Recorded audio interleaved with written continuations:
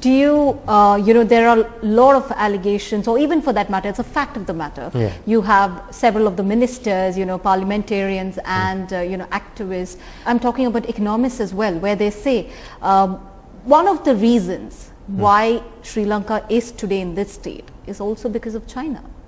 Do you agree with that? No, there is the Chinese, the debt, but China is and Japan are the two largest creditor nations as far as we are concerned. The issue on China is whether Chinese loans were used on economically viable projects. Well, the issue there is that the projects were decided by Sri Lanka. For instance, Hambantota Harbour and the Mattala airport were pushed by Sri Lanka. Chinese came in there and gave the money when Sri Lanka wanted it. So these really are. Did we make the correct assessment? So you're putting the blame on Sri Lanka itself for choosing such, the wrong projects, or even for that matter. Yeah, China went along and gave the money, but remember, we are the ones with the big issues that we have on China. But otherwise, Belt and Road would be a way of integrating into the Asian system. But there's others. It was not done right, is what you're saying. No, selecting the projects, but our biggest problem is not the loans from creditor nations. It is the loans we have taken on the international market, the ISB, the international sovereign bonds, which really constitute nearly 49 to 50%, because the loans whether we got from China or Japan weren't projects, they were project loans, but we took ISBs and then we used it for so many other purposes. The issue is whether we should have taken so much of ISBs. So Sri Lanka made a mistake, is what you're saying?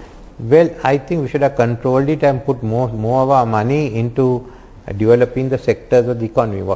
After the war was over, there was a lot of money available for the north and the east infrastructure, and people went ahead with it.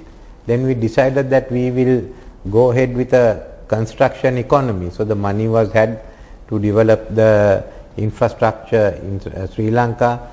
Okay, there was extension of the southern road from Matara to Hambantota.